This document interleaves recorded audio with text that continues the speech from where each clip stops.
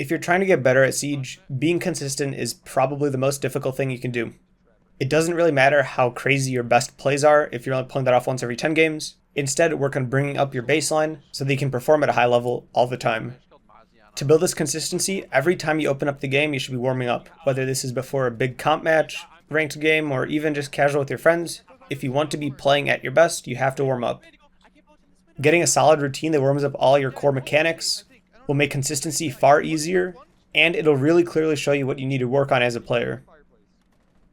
In this video, I'm just going to be going over my warm-up routine and why I do what I do.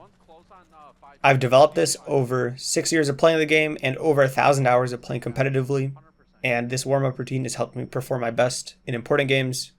But I do acknowledge that everybody's different and has different needs.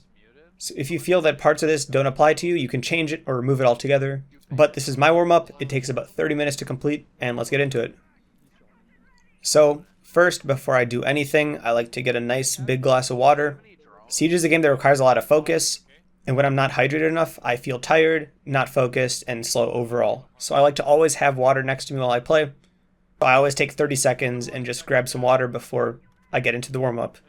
Second thing I do before starting the actual warm-up is just relax. Warming up shouldn't be stressful. It should be a nice way to ease into playing the game. So don't try to go too hard and don't get tilted at yourself if things aren't going your way. You're expected to not be at your best at the beginning of the warm-up, and you're supposed to just ease into it, warm up your good habits, and play better by the end of it. With that being said, if you're going through the warm-up and you feel yourself not really feeling super comfortable or not really performing how you should be, you could take more time. It's always good to extend the warm-up and spend maybe 5 more minutes in Thunt than to get into a game and realize you're missing all your shots. And third and finally, the last thing I like to do before I start my warm-up is to find some nice music. I really like to just crank up the music, turn on the game volume, and just vibe along with the music. This helps me to be more relaxed, and plus it means I'm not relying on audio cues in training grounds to get the kills, and instead I'm relying on my aim and reaction time, which is super important to work on. With all the pre-warm-up stuff out of the way, let's move on to the first step of my warm-up. So first I hop into Kovaak's. Obviously this won't apply to console, so if you're on console you can go ahead and skip to 341. But if you're on PC, stick around. This is probably the most important stage. So typically when I'm warming up for Siege, I haven't played in a day or two. So I like to isolate my aim and work on solely my aim first before moving on to movement and other game-specific things. Personally, I really enjoy Sparky's Rainbow Six routine.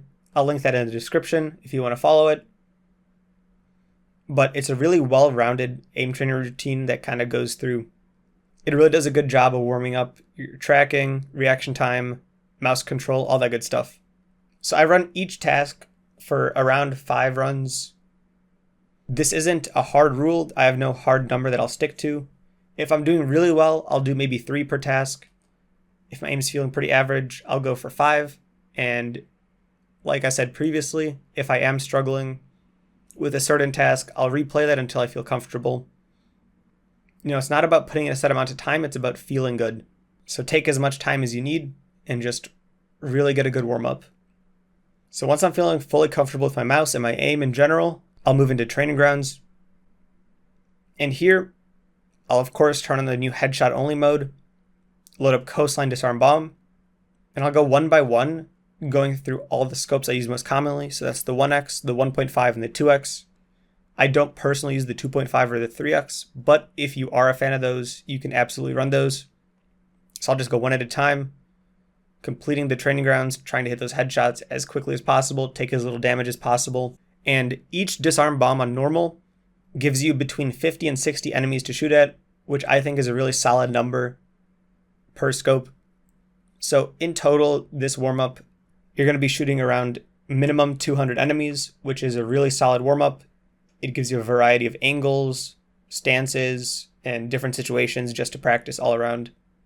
The point of this is to practice your crosshair placement, recoil control, movement, which is huge, and just your general map awareness and how you take gunfights. So now after running these 3 training grounds, I'm feeling pretty good. So it's a minimum of 1 run per scope that you use a lot. If you feel like you're missing too many shots, I would absolutely recommend replaying it, maybe trying a different gun, but with the same magnification scope, and just make sure that your sense feels good. And then once you've done all that, I would recommend just doing one run with the SMG-11 or some other equally difficult gun, because you do have the infinite ammo available to you.